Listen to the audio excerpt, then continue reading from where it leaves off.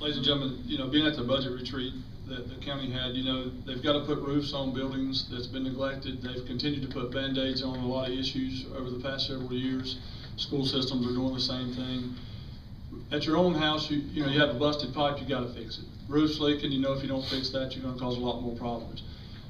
My business experience comes to the table, I believe, would help me, because you have to be able to prioritize your needs. You have to know, we can deal with paint, carpet, you can deal without that.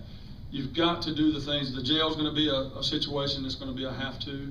They're carrying that out as far as they can. Rena's mentioned crowded courtrooms in the past. There's a lot of issues that I believe, that you have to address as a commissioner. It's not going to be fun. None of us want to hear it. It may entail spending money that you don't want to spend, but you cannot continue to kick the can down the road too long.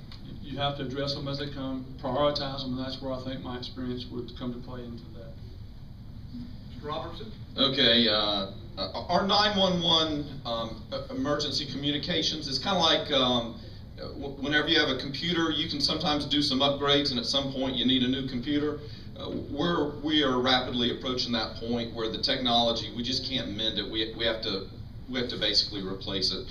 That's real neat. We've already talked about a little bit about if the state mandates that we have computers to do EOGs, that's going to require capital spending. A lot of the other spending that's been talked about has really been expense, not capital.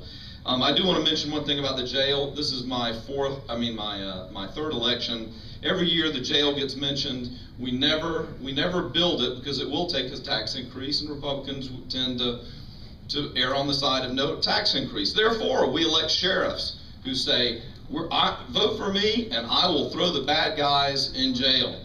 We're going to arrest them and we're going to throw them in jail. We elect a DA who says, I'm going to prosecute the people that the sheriff arrests. We're going to throw them in jail. We elect a clerk of court that says, I'm going to make sure that the judicial system works so that we can arrest people and throw them in jail. So we like to see the criminal in the police car. We like to see him in the courtroom. But we don't want to build a jail to put him. So what do? We let him go. And we kick that can down the road. Teddy Roosevelt said, Americans do not learn from experience, we learn from catastrophe. I do not believe that we will raise taxes and build a jail. I think, unfortunately, we'll wait for something catastrophic to happen before we address that. If no one has a rebuttal or addition, let's move right on. I believe Scotty